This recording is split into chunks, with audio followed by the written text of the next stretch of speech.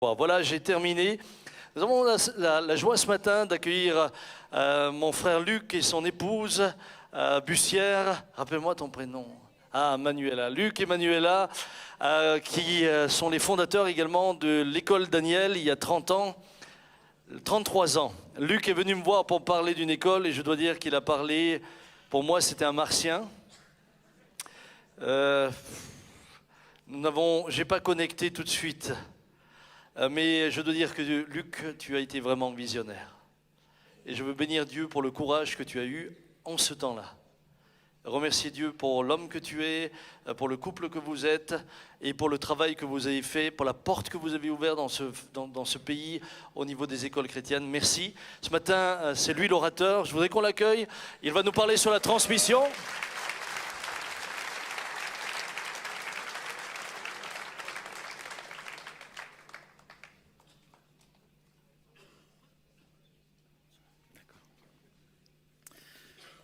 Bonjour à toutes et à tous, c'est une grande joie de vivre ce temps avec vous ce matin et dans ces louanges et dans la communion fraternelle. J'aimerais simplement dire ma reconnaissance pour plusieurs choses. Alors vous savez que nous sommes de la même famille, la famille de Dieu, mais quand même il y a quelques mois, ma chère fille, ma dernière, a épousé un jeune homme d'ici, Baptiste, et donc les liens se resserrent, les liens se resserrent, famille de Dieu et puis famille quelque part un peu plus proche aussi, et je suis tellement reconnaissant. Et reconnaissant aussi, je me rappelle, je ne sais pas si Sam tu te rappelles, il y a quelques années, c'était en 1992, on avait démarré à Sausheim, on avait à l'époque 110 élèves, et puis on devait déménager sur Guebwiller, mais il y avait des travaux à faire.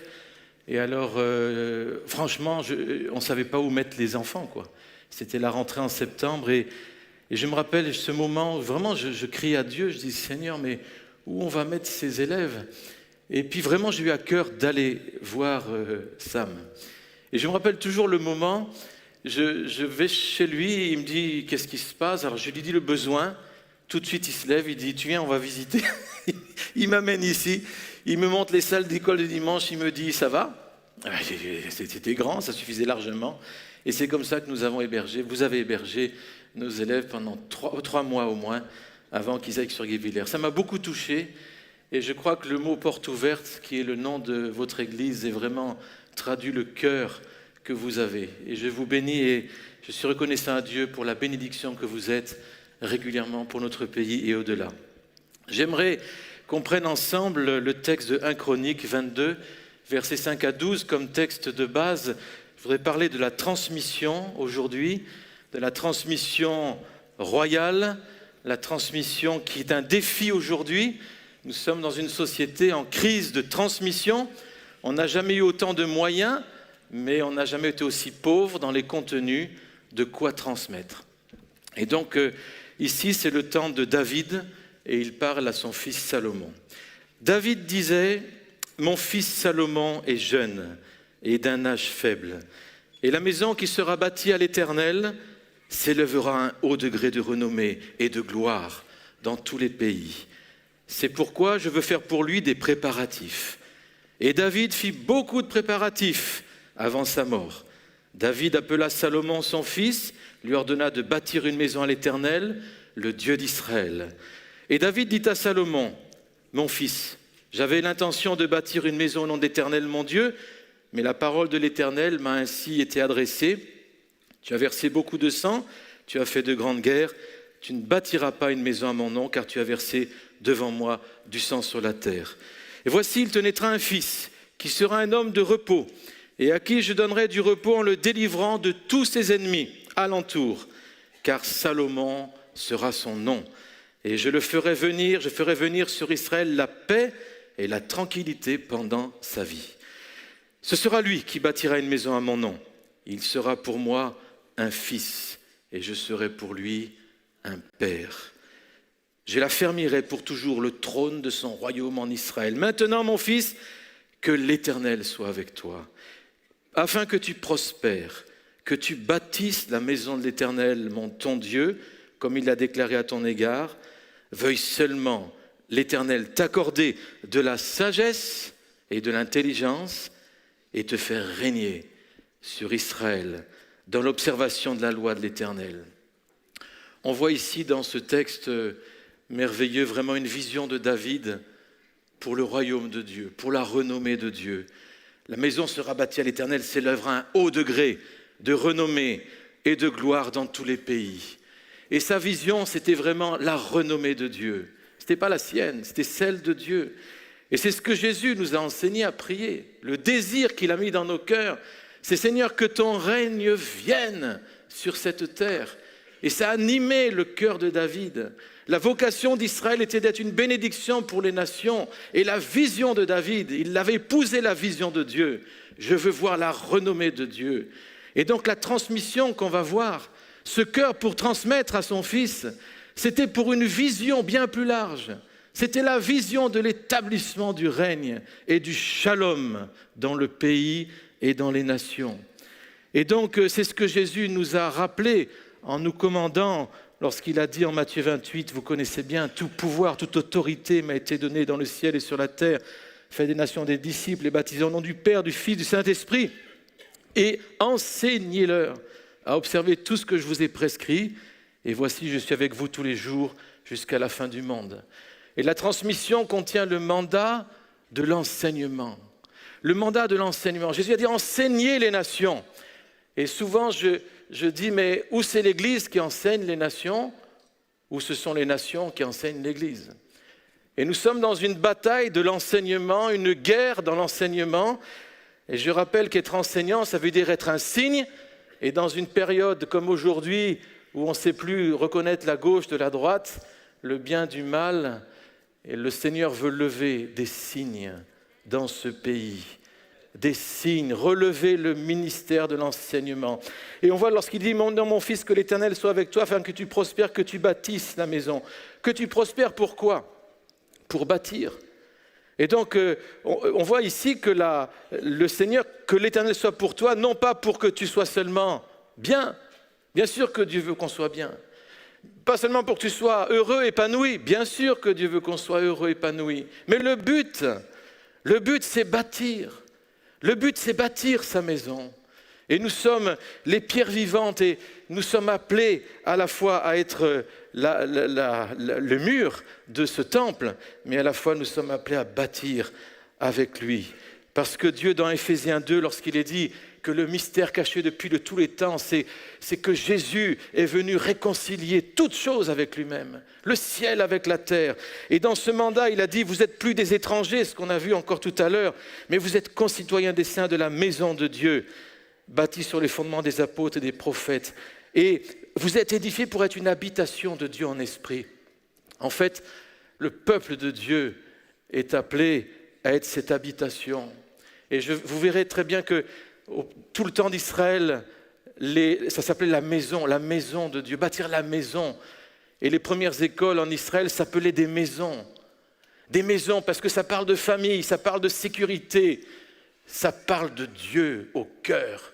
Et ces maisons, ces maisonnées, les portes de l'enfer ne prévalent pas contre elles. On voit dans le texte que nous venons de lire, non seulement une passion pour la renommée de Dieu, mais une vision pour l'enfant.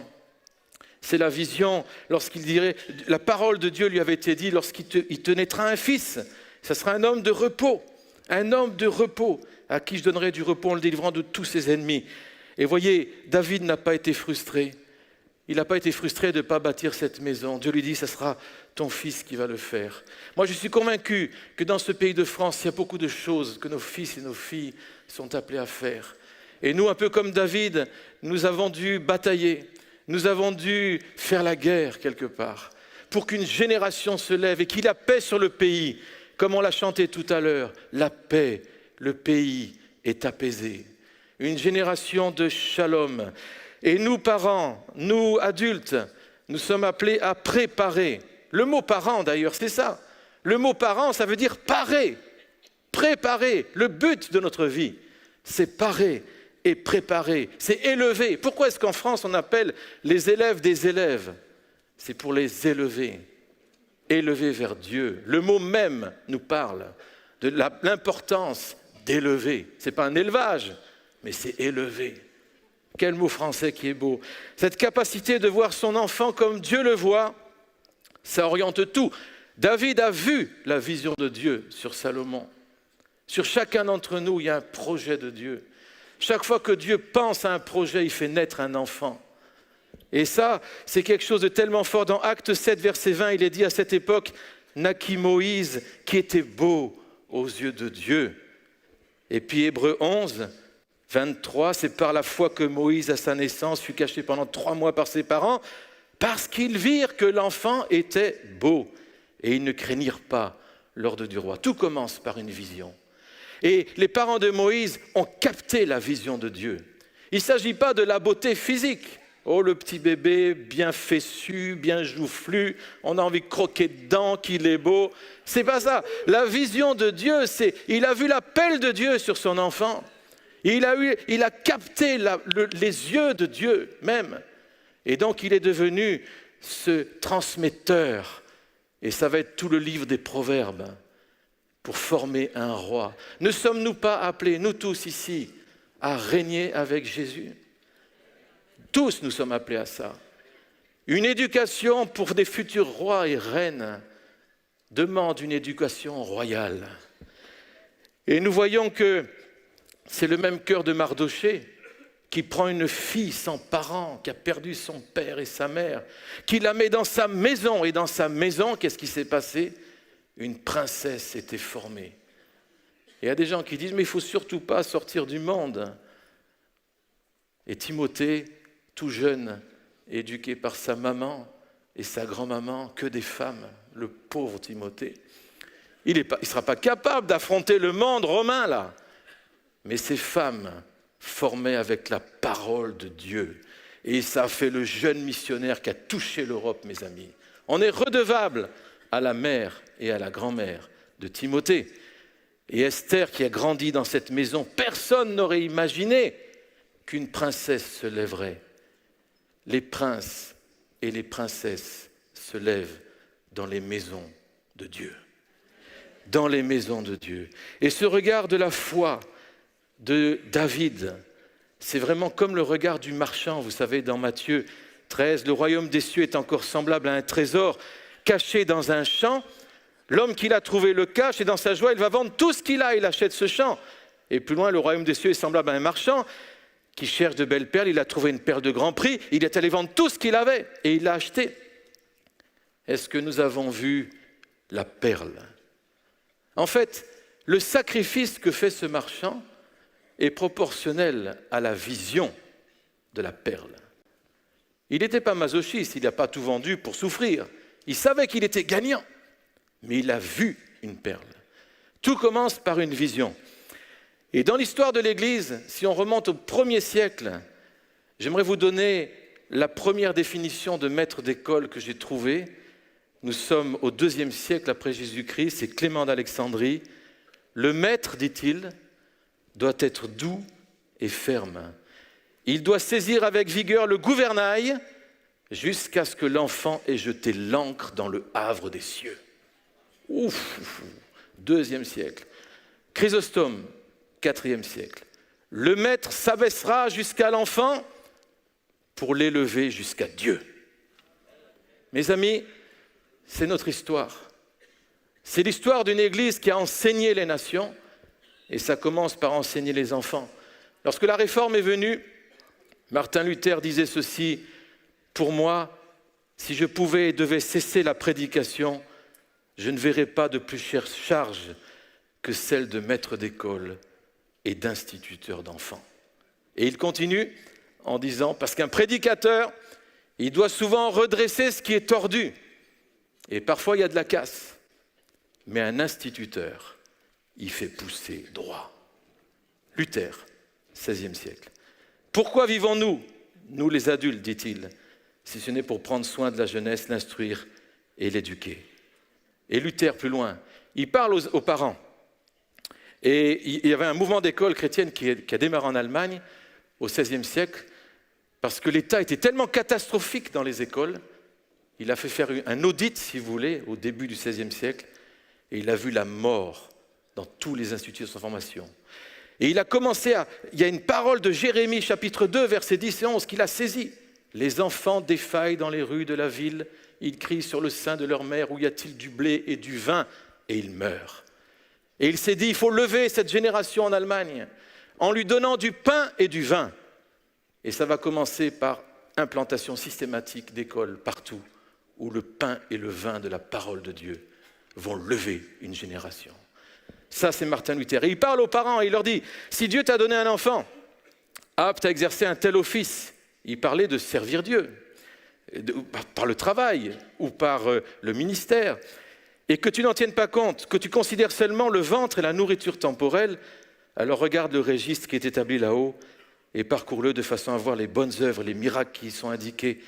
Tu verras alors quel faux dévot, quelle mauvaise herbe tu es, quand dans la mesure où cela dépend de toi, tu enlèves à Dieu un ange, un serviteur, un roi, un prince dans son royaume, un sauveur, un consolateur des hommes, dans leur corps et leur âme, leur bien et leur honneur, un capitaine et un chevalier contre le diable, et ainsi tu cèdes la place au diable et tu favorises son règne. Nous avons ici le cœur d'une vision de la formation et de la transmission. Le but n'est pas de protéger en premier. Le but n'est pas de mettre à part. Le but est de former des généraux et des capitaines contre le diable. C'est pour ça qu'il y a un tel enjeu au niveau de la transmission, une telle guerre au niveau de l'éducation et des écoles chrétiennes, 42 en France actuellement. Je peux vous dire, c'est une vraie bataille. Nous avons un combat spirituel intense. La question, c'est qui va enseigner? Alexandre Vinet, le théologien suisse évangélique, qui est d'ailleurs le théologien qui a été à l'origine de l'idée de la séparation nécessaire entre l'Église et l'État. Voyez, pas confondre tous les pouvoirs. Il disait ceci, le chrétien seul conçoit la dignité de l'instruction. C'est l'héritier du ciel qu'il forme dans ses écoles. C'est en vue d'un bonheur spirituel éternel qu'il apprend à l'enfant à lire, à écrire. Ses maîtres sont en quelque sorte des apôtres, ses élèves des prosélytes, ses écoles des temples, la science qu'il enseigne, la science même de Dieu. Nous revenons au texte de Chroniques et nous voyons que la qualité de la relation, d'ailleurs de Dieu avec ses enfants, mais aussi de David avec Salomon, c'est la relation éducative. Relation, c'est le numéro 1. Il sera pour moi un fils, dit Dieu, je serai pour lui un père. Et ensuite, pendant tout le livre des Proverbes, relisez-le, chapitre après chapitre, Salomon est enseigné par son papa qui commence comment? Il commence, mon fils, reçois mon instruction. Depuis plus d'un siècle, on a enlevé mon fils et on a dit, reçois l'instruction. On a enlevé mon fils, on a enlevé la relation et on a mis l'instruction. Mais Dieu dit, je veux lever une génération, non pas de savants, mais je veux lever des fils et des filles. C'est pas pareil. Et quand Dieu lève des fils et des filles, il veut lever des pères et des mères. Et c'est pour ça que dans la transmission selon Dieu, Proverbe 1, écoute mon fils, l'instruction de ton père, ne rejette pas l'enseignement de ta mère, c'est une couronne de grâce pour ta tête, une parure pour ton cou.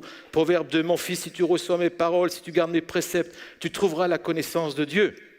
Proverbe 3, 1, mon fils, n'oublie pas mes enseignements, que ton cœur garde mes préceptes, ils prolongeront les jours des années de ta vie, augmenteront ta paix. Proverbe 3, mon fils, ne méprise pas la correction de l'Éternel, ne t'effraie pas de ses châtiments, car l'Éternel châtie celui qu'il aime, comme un père aime ses enfants. Et puis Proverbe 3, et ça continue, mon fils, que ces enseignements ne t'éloignent pas de tes yeux, garde la sagesse, la réflexion. Proverbe 4, j'étais un fils pour mon père. Nous voyons ici la relation pour faire des rois, des gens solides, expression moderne, dans leur basket. Il y a besoin de paternité et de maternité. Ce n'est pas un hasard que le mot école maternelle soit retiré du vocabulaire. Parce qu'il y a quelque chose dans ce pays qui ne veut plus qu'il n'y ait rien de maternel et de paternel dans les écoles. Et nous, peuple de Dieu, nous sommes des pères et des mères, appelés à lever des fils et des filles. C'est le travail de la famille, bien sûr, mais c'est le travail de l'Église et c'est le travail de l'école. Le premier élève dans le monde, c'était qui? C'était Adam. Adam, la classe dans un jardin, Intéressant ça, les classes dans les jardins. Moi, je me suis demandé un jour, mais quel est le fondement biblique des tables, des chaises et d'une salle fermée? Je dis, on ne le trouve pas. C'était un jardin. Et dans ce jardin, Adam, vous savez comment il était appelé? Dans la généalogie de Jésus, il était appelé fils de Dieu. C'était un fils. Vous voyez? Et donc, je crois qu'on pourrait apprendre tout le monde entier. Mais si on ne sait pas qu'on est fils de Dieu, on ne sait rien. On ne sait rien. Donc, Adam, fils de Dieu. L'Épître aux Galates nous dit, il y a 2 types d'enfants. Il y a les népios, ça veut dire les enfants à qui on ne peut pas confier un héritage, parce qu'ils ne sont pas mûrs. Et puis il y a les ouios, c'est le même mot enfant, mais ça veut dire fils. C'est celui qui est mûr, à qui on peut confier l'héritage. Dieu veut lever une génération à qui il peut confier l'héritage. Et l'héritage, c'est pas rien, parce que c'est l'héritage du monde. On le verra. Les fils, dans la Bible, psaume 127, vous connaissez tous ce merveilleux psaume. Moi, souvent, il m'a un peu tracassé, parce que regardez, si l'Éternel ne bâtit la maison, ceux qui la bâtissent travaillent en vain. Si l'Éternel ne garde la ville, celui qui la garde veille en vain. En vain, vous levez-vous matin, vous couchez-vous tard, mangez-vous le pain de douleur. Il en donne autant à ses bien-aimés pendant leur sommeil. Et tout d'un coup, on a l'impression qu'il change de thématique. Voyez, voici, les fils sont un héritage de l'Éternel. Le fruit des entrailles est une récompense. Comme les flèches dans la main d'un guerrier, ainsi sont les fils de la jeunesse. Heureux l'homme qui en a rempli son carquois. Ils ne seront pas confus quand ils parleront avec les ennemis à la porte. Pourquoi un psaume avec 2 thématiques qui semblent si différentes? Et quand on commence à gratter un peu, on remarque que le mot bâtir, c'est le même mot que fils, bonim en hébreu. En fait, Dieu ne bâtit qu'avec des fils et des filles. Dieu, dans cette nation de France, la Bible dit, si les fondements sont détruits, le juste, que peut-il faire? Nous sommes appelés, je pense vraiment, à poser des nouveaux fondements. Dans beaucoup de domaines, et dans le domaine de l'éducation en particulier. La Bible dit, il y a un seul fondement, c'est Jésus-Christ. Et dessus, on est appelé à bâtir avec de l'or, avec des pierres précieuses. Nous avons à rebâtir. Les derniers ministres qui sont passés dans l'éducation nationale, ils avaient des programmes, refonder l'école, refonder, parce que tout le monde se rend compte que ça part en ruine. Et Dieu dit, remets-moi au centre de ce que tu fais. D'ailleurs, le mot éducation, il vient des évangiles, vous savez. Lorsque le bon berger dit « il conduit ses brebis dehors », en latin c'est « educit », d'où le mot éducation. Même le mot éducation parle de Jésus, qui dit « c'est moi qui veux éduquer, c'est moi qui veux former ». La relation éducative, c'est une relation d'affection. Vous savez que même Jésus, avant d'exercer son ministère, il entend cette voix de son Père qui dit « celui-ci est mon fils bien-aimé ». En qui j'ai mis toute mon affection. Ça me parle. C'est énorme cette histoire. Lui, le Fils de Dieu, pleinement homme, quelque part, il y avait besoin de cette signature du Père qui dit « je t'aime » inconditionnellement. La force d'une génération qui marche avec Dieu, c'est qu'elle entend le Père qui lui dit « je t'aime et je t'affectionne ». Un jour, dans la ville de Turin, au XIXe siècle, il y avait des voyous dont personne ne savait quoi faire. Les autorités avaient abandonné. Et il y a un gars qui s'est levé. C'était un prêtre. Il s'appelait Don Bosco. Il a eu un cœur pour ses enfants, ces jeunes. Vous savez ce qu'il a fait? Il les a pris chez lui. Il y avait transformation de vie. Et les gens disent, mais qu'est-ce que vous leur faites à ces jeunes? Nous, on n'est pas arrivés. Vous savez ce qu'il leur a répondu? Moi, je les aime comme un père. C'était tout. Ça suffisait pour changer la vie. Et c'est lui qui a dit, sans affection, pas de confiance, sans confiance, pas d'éducation. Ouh. Et la confiance, c'est la foi. La confiance, c'est la foi. Une éducation royale, on la voit dans tout le livre des Proverbes. C'est une éducation au sein de la famille, dans la maison, Et chez les Juifs, la maison, c'est l'habitation de Dieu. Bet, c'est la lettre bet, qui veut dire aussi maison, et qui est comme une lettre qui est à moitié fermée, mais ouverte aussi. Ce n'est pas une maison fermée, c'est une maison ouverte, une maison qui vit. Et la première maison a été créée pour être un lieu d'adoration. L'éducation, c'est une affaire de famille d'abord, mais Bet Sefer, la maison du livre. Quand le peuple d'Israël était exilé à Babylone, les Juifs ont dit, mais si on ne fait rien, on va perdre nos jeunes. Ils vont être complètement séparés de la culture qu'on a voulu leur transmettre. Qu'est-ce qu'il faut faire? Et c'est là que sont nées, pour la première fois de l'histoire, les synagogues. Des lieux où les enfants apprennent à lire, à écrire, la Torah, le caractère. Et un jour, l'empereur, au temps de Daniel, il a dit, je cherche des jeunes gens instruits et sages. Il a trouvé Daniel et ses compagnons. Où est-ce qu'il les a trouvés? Ils étaient formés depuis 15 ans, avec la Torah, depuis le début. C'était les synagogues. Et ce Daniel a été cette lumière à un plus haut poste. Mais l'éducation qu'il a reçue pour arriver à ce poste, c'était quelque chose. Parce qu'en fait, si notre but c'est le salut, il n'y a pas besoin d'école. Si notre but c'est faire des disciples, c'est-à-dire former une génération qui va aimer Dieu de tout son cœur, c'est-à-dire de toute sa pensée aussi, alors là, il faut des écoles et des universités avec Dieu au cœur. Le but, c'est d'aimer Dieu avec sa pensée. Comment voulez-vous qu'une génération aime Dieu avec sa pensée si elle apprend à penser sans Dieu? Nous avons vraiment du travail. Nous avons à rebâtir. Nous avons à nous inspirer des antiques sentiers. L'éducation pour Dieu a un cadre, c'est le cadre de l'alliance. Vous savez, quand il a reçu la vision du temple, ou le tabernacle pour Moïse, ou le temple pour Salomon, c'était pas, tiens, j'aimerais faire ci, j'aimerais un triangle. Ça serait très sympathique, un triangle. C'est mieux qu'un rectangle. C'est un peu, hein, on aimerait un rond. Peut-être un rond, c'est mieux, vous voyez. Mais Dieu, il avait donné la largeur, la hauteur, la longueur, c'est comme ça. Et ça, on n'aime pas aujourd'hui. Hein. On n'aime pas parce qu'on n'aime pas qu'on nous dise ce qu'on doit faire. Mais Dieu dit, c'est comme ça. Un seul fondement, Jésus-Christ. La crainte de l'Éternel, début de la sagesse, etc., etc. Je pourrais en rajouter. Mais vous voyez, l'éducation, c'est une affaire de famille. Pourquoi? D'alliance. Regardez, comment est-ce qu'on peut connaître Dieu? Parce que Dieu a fait alliance avec nous. Rappelez-vous, avant de connaître Jésus, vous connaissiez peut-être des choses sur lui, mais vous ne le connaissiez pas, lui. D'accord? Pour le connaître, lui, il faut une alliance. Et c'est lui qui a fait cette alliance. Et toi, tu es rentré dans l'alliance, et du coup, les yeux de ton cœur l'ont vu et l'ont connu.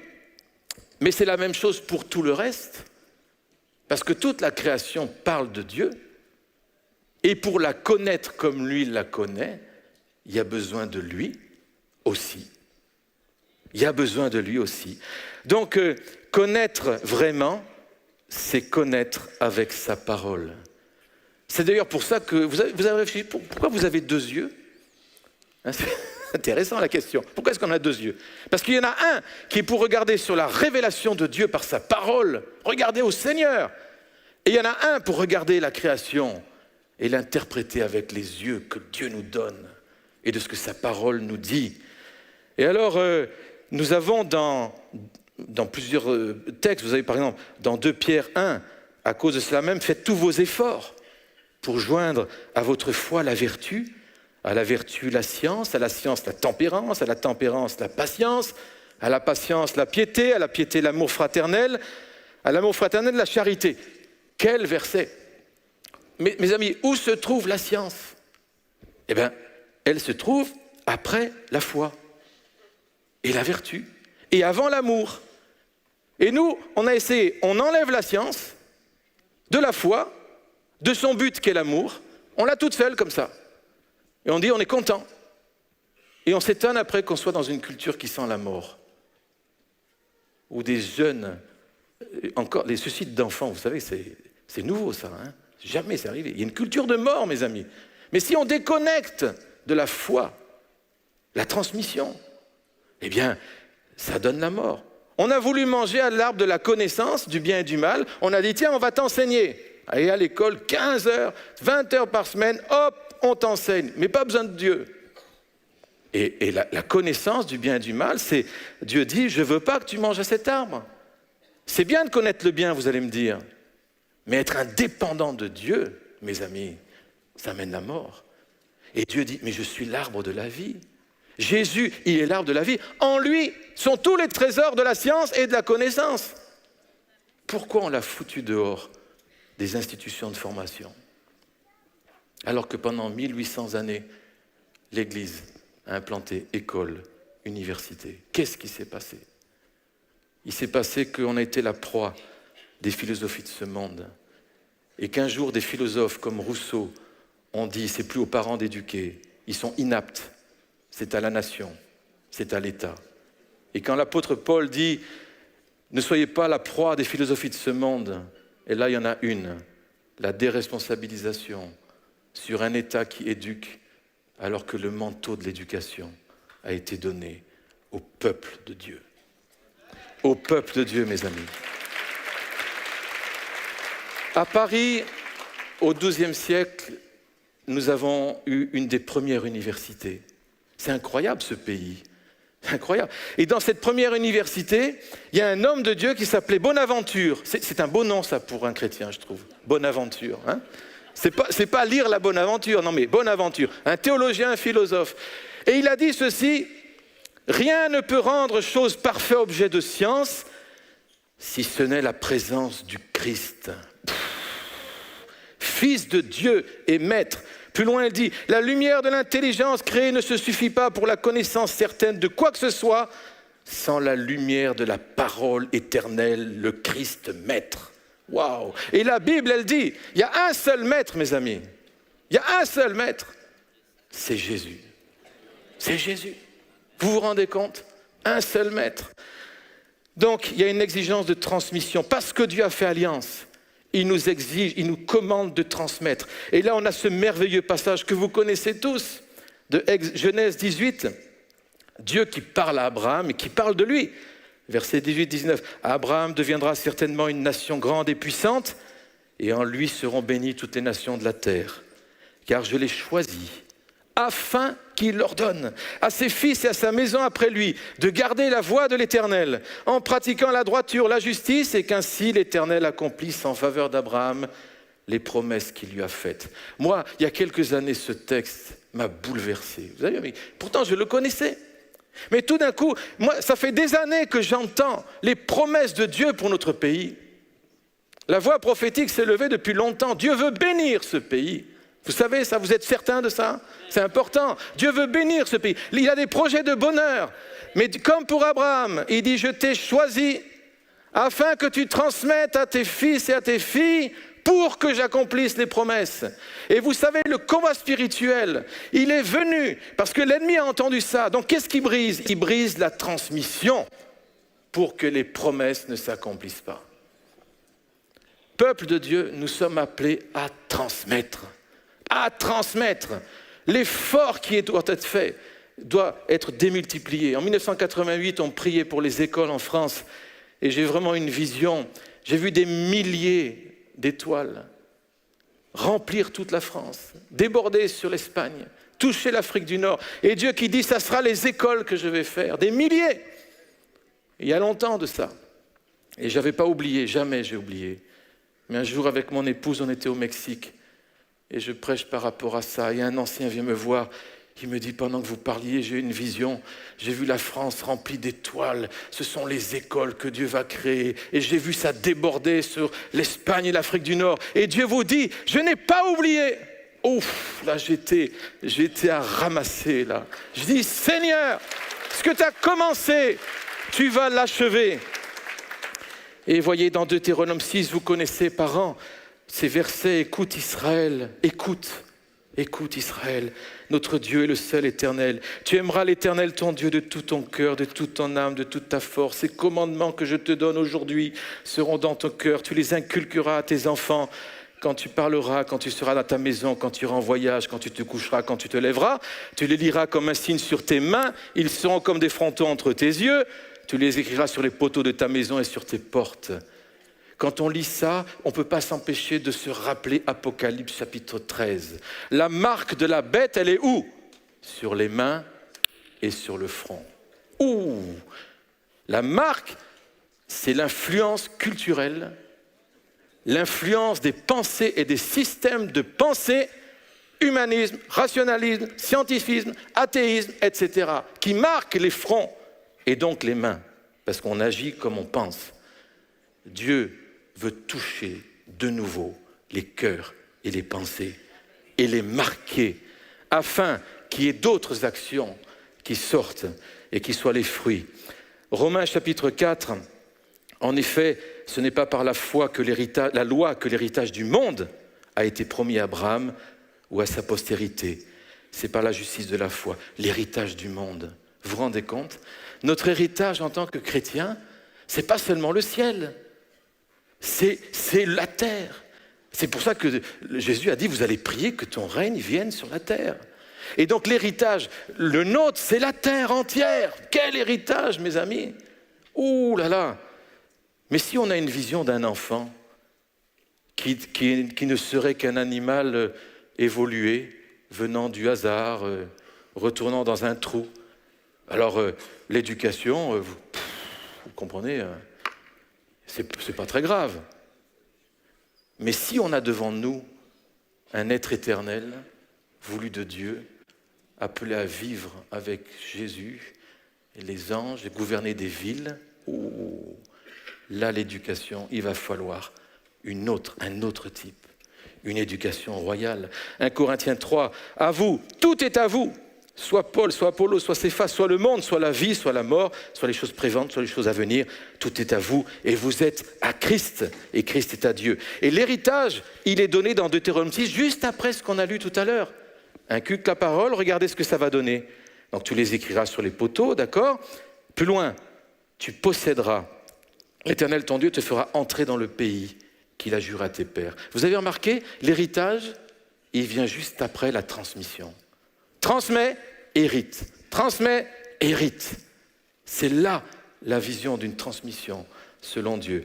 Et puis, une éducation royale a pour but la transmission de la sagesse et de l'intelligence. Lorsque David dit, veuille seulement l'Éternel t'accorder de la sagesse, de l'intelligence, te faire régner sur Israël dans l'observation de la loi de l'Éternel.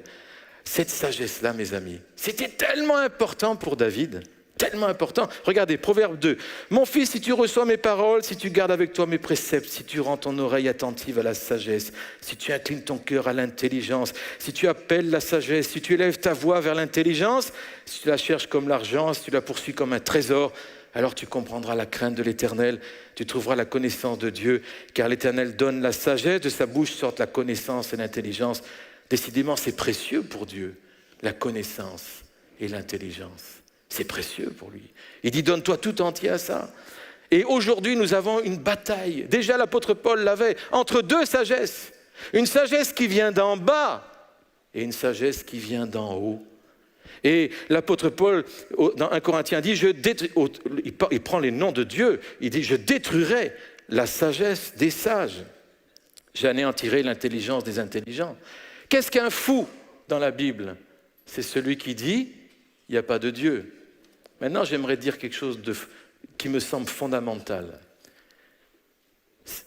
Un fou n'a aucune autorité pour enseigner quoi que ce soit. Il n'a aucune autorité pour enseigner quoi que ce soit. Nous avons besoin de sages. Et la sagesse est quelque chose de tellement précieux pour Dieu que David a bassiné son fils avec cette histoire de sagesse, à tel point que quand Dieu parle à Salomon, il lui dit « Qu'est-ce que tu veux que je te donne ?» « Je te donne ce que tu veux. » Et Salomon dit « Donne-moi la sagesse. » Et Dieu était tellement content, il a dit « Parce que tu ne m'as pas demandé l'or, l'argent, moi je vais te donner la sagesse, et avec tout ça en plus. » La Bible dit « Celui qui fréquente les sages va devenir sage. » Et nous avons cru que fréquenter les fous, ça nous donnerait du discernement. Et on pourrait peut-être être des témoins auprès des fous. Mes amis, on a besoin de retrouver cet héritage de la parole et ce but de transmettre la sagesse et l'intelligence. Le but de l'éducation de David, c'était ça, une sagesse pour régner. Très rapidement, la sagesse dans la Bible, on pourra en parler longtemps, mais elle se situe dans le cœur de l'homme. Une éducation selon Dieu, c'est une éducation du cœur. Parce qu'à partir du cœur, il y a tout qui sort. Toutes les sources de la vie sont dans le cœur. Le cœur, c'est le lieu où l'on pense. C'est le lieu où l'on a la volonté. C'est tout. C'est important, le cœur. Comme Salomon va dire, il va entendre de son père, « Donne-moi ton cœur ». Il faut que des écoles soient remplies de cœur à cœur entre les maîtres et les élèves. Des cœurs à cœur. L'aspect pratique, la sagesse, c'est pas que l'intellect. C'est les mains, savoir travailler avec ses mains. C'est la notion d'habileté. Le mot habileté, Proverbe 1,5, ça veut dire gouverner sa vie. À quoi ça sert de faire 15 ans d'études si on ne sait pas gouverner sa propre vie? Dieu veut lever une génération qui sache gouverner sa vie. Une génération sage. Et ce texte, 1 Roi 5, ça dépend des versions, vous trouvez dans 4, verset 4 aussi, chapitre 4.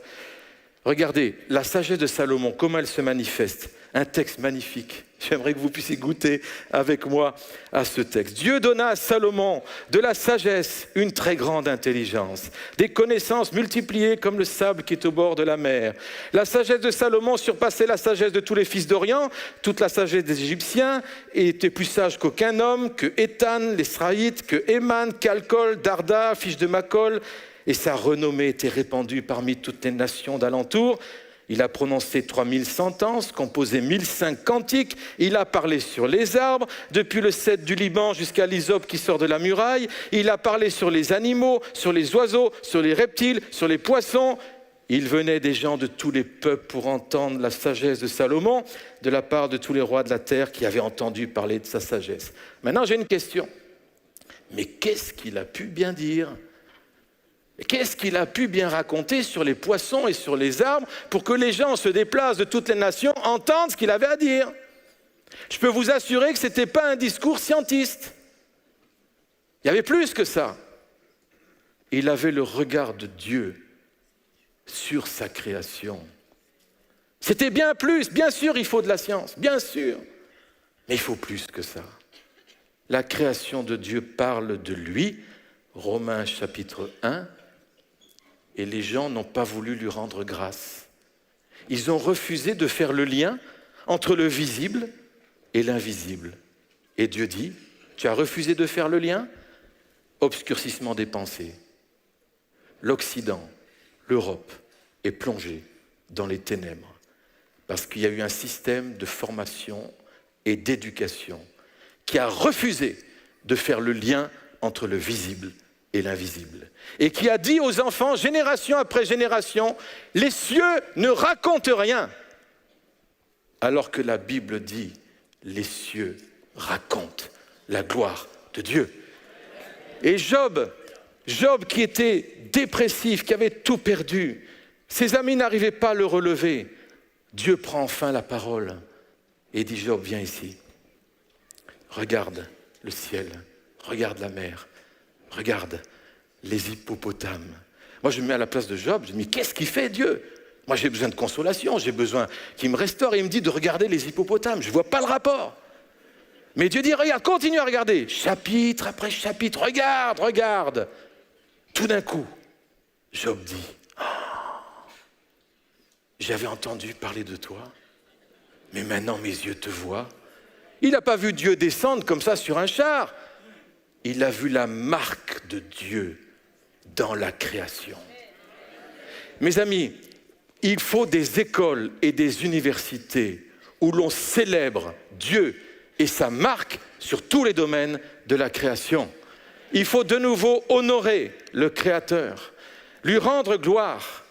Et c'est ce qu'on trouve dans beaucoup par exemple, Romains 16, à Dieu seul sage. Il est le seul sage. C'est lui qui a la sagesse. C'est lui qui veut la donner. C'est pas à nous de la fabriquer. Et voyez, la sagesse est un trésor inestimable. C'est par la sagesse qu'on bâtit la maison. L'enseignement du sage est une source de vie. Celui qui fréquente les sages devient sage. Tous ces versets qui nous parlent de l'importance de la sagesse. Et la sagesse, Proverbe 4, vous savez, le signe de la sagesse, ça c'est énorme. Acquiert la sagesse, acquiert l'intelligence. N'oublie pas les paroles de ma bouche, ne t'en détourne pas, ne l'abandonne pas, elle te gardera. Aime-la, aime-la, elle te protégera. Voici le commencement de la sagesse, acquiert la sagesse avec tout ce que tu possèdes. Acquiert l'intelligence, exalte-la, elle t'élèvera. Elle fera ta gloire si tu l'embrasses. Elle mettra sur ta tête une magnifique couronne. Ça voudrait dire que le salut, c'est le vêtement blanc. Mais le disciple, c'est la couronne en plus. C'est l'aptitude à régner avec Dieu. Et vous savez, Jésus a porté une couronne d'épines avant de mourir, avant d'aller sur la croix. Cette couronne d'épines est rentrée dans son front. Et le front nous parle de nos pensées. Il a pris les épines sur lui, les façons de penser tordues, les mensonges sur qui est l'homme et sa destinée, sur qu'est-ce que la création, qu'est-ce que l'histoire, etc. Il a pris ces épines pour que nous et nos enfants, on puisse porter une autre couronne. La couronne de la sagesse. 1 Corinthiens 1,30, Jésus, lequel de par Dieu a été fait pour nous sagesse, justice, sanctification, rédemption. Ce verset est énorme. Jésus ne serait-il pas seulement mort pour nos péchés? Non. Il est mort pour nous et ressuscité pour nous transmettre tout ce qu'il est et tout ce qu'il a. Et dans ce package, il y a la sagesse. Il a payé un prix fort pour que nous et nos enfants, on puisse bénéficier d'une sagesse qui vient d'en haut. Il a été fait pour nous, sagesse. Christ, seul sage. Et maintenant, on va passer en revue ce qu'il est dans tous les domaines de la création. En théologie, il est la plénitude de la divinité, heureusement. Mais bien qu'il y ait des théologiens qui ne croient pas en Dieu. En philosophie, je me rappelle mes classes de philosophie à l'établissement Daniel, je me suis régalé. On commence l'année en citant saint Augustin. Le vrai philosophe, c'est celui qui aime Dieu. Paf, c'est donné, le cadre est donné. L'année de terminale, ça va être très clair, d'accord ? Philosophe, aimer la sagesse c'est Dieu. Voyez ? En éthique, il est la lumière. En biologie, il est la vie. En psychologie, il est le sauveur. En sociologie, il est le fils. En droit, il est le législateur. En sciences politiques, très simple, il est le roi des rois, le seigneur des seigneurs. En sciences économiques, très simple, il est le propriétaire de toutes choses. En histoire, history, son histoire, l'alpha, l'oméga. En éducation, il est le seul maître. Mais quel grand Seigneur, on adore les amis. Quel grand Seigneur!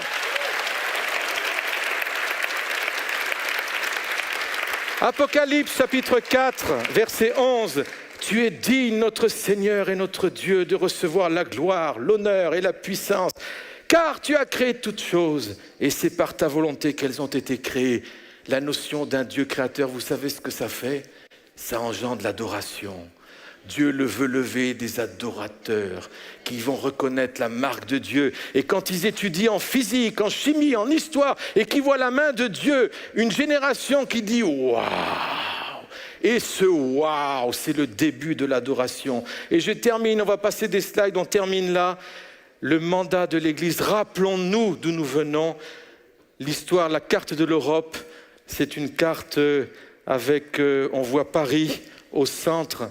Et vous avez des noms de partout sur toute l'Europe. C'était l'influence de l'université chrétienne de Paris qui a influencé les nations entières. La théologie, la connaissance de Dieu était la base. Pour faire des études, vous pouviez faire des études, mais vous commenciez par l'étude de la parole. Vous prenez cette même carte au XXe siècle. La même université a formé les dictateurs du monde, d'Afrique, d'Asie, Ho Chi Minh, Deng, etc. On a perdu l'université. Autre diapositive, Jean Calvin, l'Église n'a jamais fleuri sans école, toute bonne instruction doit commencer par la foi. Envoyez-moi 10 flèches, dit-il aux parents français, alors que les écoles et les églises étaient rasées en France. Envoyez-moi 10 flèches, il parlait des enfants. Du bois, et moi je vous renverrai des flèches. Il n'a pas dit, moi les pauvres petits qui sont persécutés, mais les pauvres petits, on va les mettre dans des petits cocooning, là ils vont être bien. Mais non! Il les accueille, il a dit, vous êtes ici parce que Dieu vous appelle, vous êtes des soldats, vous avez à rendre compte au Maître suprême de la mission qu'il vous donne. Allez les gars, au travail. Et en quelques années, ces Français, ces dizaines de jeunes garçons français, ils avaient le choix, rester en Suisse et être libres, ou aller en France et risquer sa vie pour l'Évangile. Ils ont choisi la France. les écoles chrétiennes ont formé ces générations. Et le premier ABC, le premier manuel pour apprendre à lire, regardez, vous l'avez sous les yeux, les Huguenots. Je lis l'ABC, regardez, les citations, Proverbe 1, la crainte du Seigneur est le début de la science. ABC, il vous conviendra de prendre en invoquant l'aide du Saint-Esprit, afin que, sans zèle et ferveur, vous soyez munis d'une divine science. Jean 5, cherchez les Écritures. Deutéronome 6, inculquez la parole à vos enfants. On passe le sac d'après. Regardez les premières syllabes. Troisième paragraphe, A comme arc, B comme bien, C comme Christ, D comme Dieu. La parole de Dieu, partout, ça transpirait. Et ça a donné quoi? Ça a donné une génération d'évangélistes au XVIIe siècle, comme on en aurait tant aujourd'hui. Et je termine la dernière diapositive, c'est la carte de France des écoles protestantes au XVIe, XVIIe siècle. Plus de 2000 écoles, chaque lieu de culte avait une école et vous aviez plus de 10 universités. Et la réforme à Mulhouse, la slide, regardez ce texte, j'étais dans les archives de Mulhouse, regardez ça, ce qui s'est passé. Tous les deux, soit le maître ou le sous-maître d'école, devront toujours en toute chose porter le poids de leurs efforts à veiller à ce que la jeunesse soit élevée et éduquée dans la crainte de Dieu, de manière à ce qu'ils travaillent à bien et à la propagation de la religion du Christ, point fondamental du devoir du maître d'école, qui avant toute autre chose doit enseigner les préceptes du Sauveur. La religion du Dieu Tout-Puissant et de son Fils Jésus-Christ doit être reprise, inculquée aux enfants même, le mieux et le plus longtemps possible. En un mot, Jésus-Christ et la parole de Dieu doivent toujours tenir le premier rang dans l'enseignement et avoir la préséance sur toute autre science profane. Mulhouse, XVIe siècle. La dernière, ça c'est mes amis, on peut célébrer. Et là vous avez Élisée qui voit Élie partir et le manteau qui est jeté. Le manteau de l'éducation a été donné à l'Église et un jour il est tombé et d'autres l'ont ramassé. Et Dieu nous dit, reprends le manteau. Reprends le manteau. Seigneur, merci pour ta parole. Merci pour ce cœur de David qui est le tien, que nous voulons recevoir aussi. Seigneur, merci. Nous appelons la bénédiction sur ces écoles dans cette région. Et je te prie que dans cette assemblée, dans ceux qui nous écoutent, des intercesseurs se lèvent, des nouveaux ouvriers rentrent dans cette moisson et s'impliquent auprès des enfants pour les élever jusqu'à Dieu. Seigneur, nous te prions la restitution de ce qui était volé dans ce pays, ces milliers d'écoles, ces dizaines d'universités. Seigneur, pardon d'avoir abandonné, Seigneur, cet héritage. Mais nous croyons qu'il y a une espérance pour le pays, Seigneur. Tu nous ravives l'espérance, tu as des projets de bonheur pour la nation. Alors Seigneur, merci pour la foi que tu ravives. Merci de bénir cette école au Berlin, dans ce lieu ici. Merci Seigneur pour ce signe d'espoir, l'établissement Daniel, l'école Emmanuel à Saint-Louis. Seigneur, fortifie ces enseignants, ces enseignantes, ces parents. Et Seigneur, que le plus petit devienne un millier, que le plus pauvre puisse dire je suis riche, que le plus faible puisse dire je suis fort au nom de Jésus. Amen. Amen.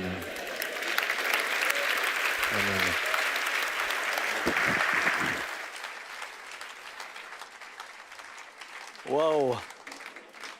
Que Dieu soit béni. Que Dieu soit béni. Est-ce que vous vous réjouissez de ce que vous avez entendu? Qui se réjouit? Ok, je compte sur vous tous d'abord pour prier. Prier pour l'école au Berlin qui est... Nous avons maintenant la grâce d'avoir une église et une école. Et l'école est dans l'église. Et toute la semaine, eh bien, ces enfants sont là, ils sont en face de mon bureau. Des fois, il y a de l'animation. Je vous ai dit, la dernière fois, j'arrive aux toilettes, et tout d'un coup, pendant que j'étais là, j'entends une voix d'enfant qui dit « T'es qui ?» J'ai dit « C'est moi ». Il dit « C'est qui toi ?» Donc, c'est des échanges assez intéressants. Les responsables de l'école Oberlin se tiennent à la sortie. Il y a une table d'accueil où vous pouvez aller les voir si vous avez des questions à poser. Mais j'aimerais aussi dire une chose. Peut-être que ce matin, vous savez, on vient de commencer cette école avec nos faibles moyens comme vous avez commencé. Et peut-être que ce matin, Dieu parle au cœur de quelqu'un et dit soutiens-les. Peut-être que quelqu'un dit, ok, Seigneur, je crois ce que j'ai entendu. Moi, je veux aussi être concret. Je veux faire un don pour soutenir parce que nous avons besoin de plus de professeurs. Nous n'en avons pas assez. Ce n'est pas tout d'avoir des élèves, il faut avoir les cadres. Pour avoir les cadres, il faut Vous savez qu'un professeur, ça mange comme vous. En d'autres termes, ils ne vivent pas d'amour et d'eau fraîche. Ils ont besoin d'amour, ils ont besoin d'eau fraîche, mais ils ont besoin de tout ce que nous avons. Si quelqu'un met cela à cœur, faites-le pour l'école. Et je crois que Dieu bénira. Nous bénissons Dieu pour son aide ici. Nous manquons. Merci à tous ceux qui soutiennent l'Église. Mais lorsque le Seigneur m'a mis à cœur une école dans l'Église, il savait qu'il s'adressait aux plus incompétents. On m'avait à un moment donné dit, tu ne veux pas devenir le président? J'ai dit, si je deviens le président, c'est une insulte à l'école. Mais il m'a parlé et il m'a dit, fais-le. Mais ça ne se fait pas sans combat, parce qu'il y a un enjeu spirituel. Il y a au-delà de ce que nous voyons, au-delà de ce que nous ressentons, au-delà de ce que nous sommes en train de traverser, un enjeu qui est spirituel. Nous n'avons pas à lutter contre la chair et le sang. Ce qui est intéressant aujourd'hui, c'est que c'est l'école sans Dieu qui nous traite, nous, d'obscurantistes. Si quelqu'un est dans les ténèbres, ce n'est pas nous. Vraiment, priez pour cela. Et vous qui avez des enfants, je vous encourage. Moi, mes enfants, c'est vrai, ont grandi à l'école publique et je bénis Dieu. C'était une période où ils n'étaient pas encore influencés comme aujourd'hui. Et ils avaient autre chose. Ils avaient à la maison une famille qui vivait vraiment la présence du Seigneur. Ils avaient un grand-père et une grand-mère. Combien d'enfants n'ont pas ça? Combien d'enfants n'ont pas ça? Vraiment, prions. Est-ce qu'on peut juste un instant nous lever, nous donner les mains les uns aux autres et prier. Prier pour l'école au Berlin, mais prier pour l'école Daniel, prier pour l'école Emmanuel à Saint-Louis, prier pour les écoles en France. Mais j'aimerais aussi que nous prions pour tous les professeurs dans l'école publique qui sont des enfants de Dieu. J'aimerais que nous prions pour tout le corps enseignant qui est dans une école laïque dans laquelle on lui a interdit de parler de celui qui est la source de la sagesse. Que nous puissions prier pour tous ces frères, ces sœurs qui sont appelés à enseigner des enfants sans avoir même le droit de parler de celui qui est l'intelligence même. Père, nous prions ce matin. Merci pour ta parole. Merci parce qu'elle nous ramène à ce qui est fondamental. Merci parce qu'elle nous rappelle aussi quel est notre mandat. Tu nous ramènes à notre mandat. Et nous te bénissons de ce que nous avons la grâce aujourd'hui et le privilège d'avoir une école ici dans l'église. Merci pour Luc et son épouse qui ont eu le courage de croire au moment où personne, où peu de gens étaient capables d'intégrer ce qu'ils voyaient. Merci pour la voie qu'ils ont ouverte. Et Seigneur, s'ils se sont battus, je sais qu'ils ne se sont pas battus pour rien, parce que c'est toi le garant de ce que tu leur as donné. Et Seigneur, nous croyons que si tu as permis qu'ici s'ouvre une structure, c'est pour qu'elle puisse être en bénédiction pour des centaines et des milliers d'enfants. Seigneur, c'est la seule école dans toute la région de Mulhouse. Plus de 250 000 habitants. Nous te prions de nous faire grâce. Donne les moyens dont nous avons besoin pour réussir. Nous croyons en ta parole. Je sais que tu es fidèle. Et Seigneur, je sais qu'il y a un combat spirituel. Je sais qu'il y a un enjeu. Je sais que, Seigneur, le diable se déchaîne pour tout faire et arrêter ton œuvre. Mais les portes de l'enfer ne prévaudront point contre l'Église. Ne prévaudront point contre ton œuvre. Et nous te bénissons pour cela. Merci de ce que nous pourrons prier pour nos fils et nos filles, prier pour vos fils et vos filles, mais priez aussi pour vos petits-enfants, vous qui êtes grands-parents. Priez pour eux. Seigneur, fais-moi grâce.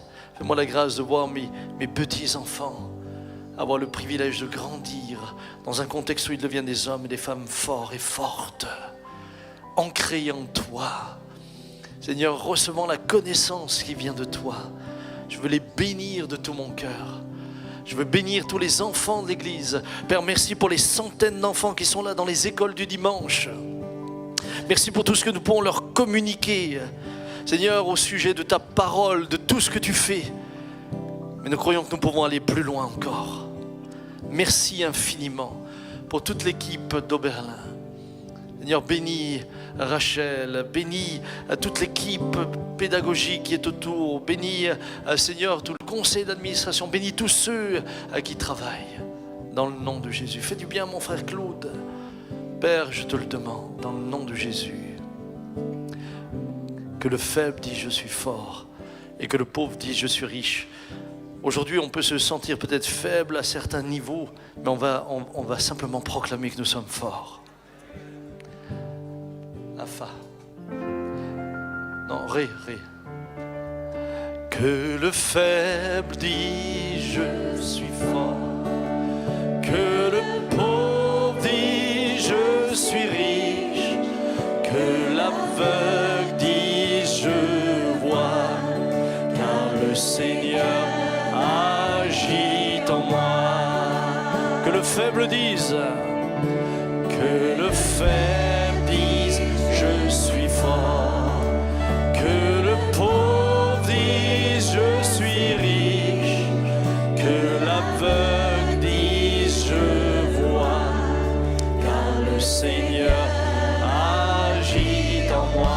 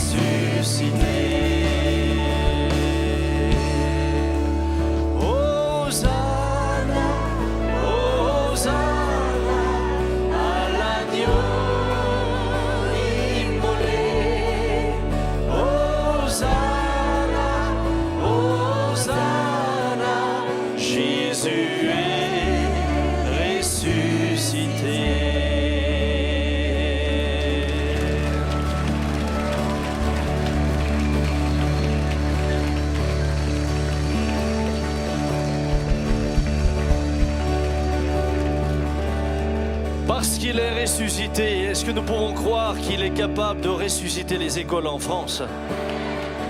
C'est d'une résurrection qu'on a besoin, hein? Mais on le croit, amen.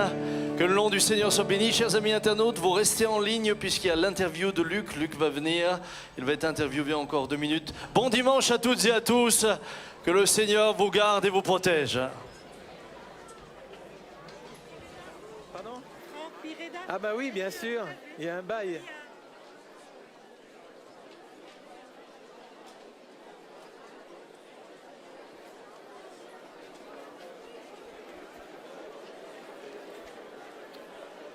Alors, bonjour les amis, le temps que le pasteur Luc arrive. D'accord. J'espère que vous passez un très bon moment. Franchement, aujourd'hui, c'était juste ouf, quoi. Ouf, ouf, ouf. Et justement, il est là. Bonjour, pasteur. Bonjour. Merci beaucoup. Merci beaucoup. Il y a des amis, en fait, sur le net qui demandent, est-ce que ce ne serait pas bien que vous demandiez, en fait, un rendez-vous pour rencontrer le président Macron? Parce que ce que vous dites, c'est tellement vrai. Et la France en a tellement besoin. C'est si important. C'est vraiment le fondement.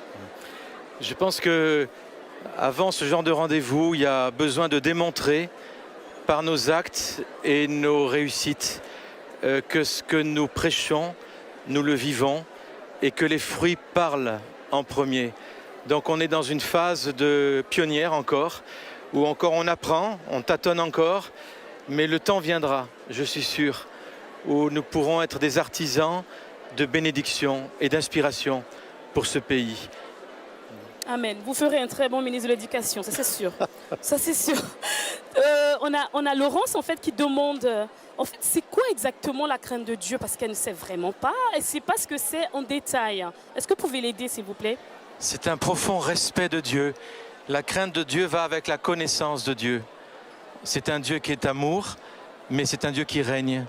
Et donc cette connaissance de l'amour et d'un Dieu tout-puissant suscite du respect. Et ce profond respect, ça s'appelle la crainte de Dieu. Voilà. Amen, amen. Aussi simple que ça. Et il y a aussi des parents sur le net, toujours, dont Béatrice par exemple, qui ont l'impression d'avoir échoué dans la transmission. Alors comment rattraper cela? Et puis il y a aussi des jeunes parents qui demandent, mais comment faire concrètement quand on sait que dehors, l'enseignement, il est généralement mensonger? Dieu est un Dieu qui a compassion et toute erreur, il peut s'en servir pour relever et rebâtir. Et moi-même, je suis le fruit d'une éducation laïque et publique. Il a fallu que Dieu me touche, me transforme. Voilà, donc il n'y a rien qui est perdu. Et je dirais, c'est la mère et la foi de la mère et des parents qui doit rester forte pour leurs enfants. Ayez le regard d'espérance, même si tout semble foutu. Gardez le regard de la foi comme Dieu voit votre enfant. Voilà. Amen, amen. Merci beaucoup, c'est tout pour les questions. Merci bien. Je vous souhaite un excellent dimanche. Merci. Salutations à à vous votre aussi. épouse. C'est très bien, je ne manque pas. Au revoir. Au revoir. Alors les amis, c'est tout simple. Le Seigneur, il veut simplement que nous soyons à son écoute. Plongeons nos regards dans sa parole parce que tout a été fait par elle. Et puis que Dieu nous garde, que Dieu nous donne d'avoir le discernement de ce qui est bon, de ce qu'il faut faire en son temps. Allez, soyez bénis, passez un excellent dimanche. Nous sommes heureux d'être avec vous, nous vous aimons. Bye bye.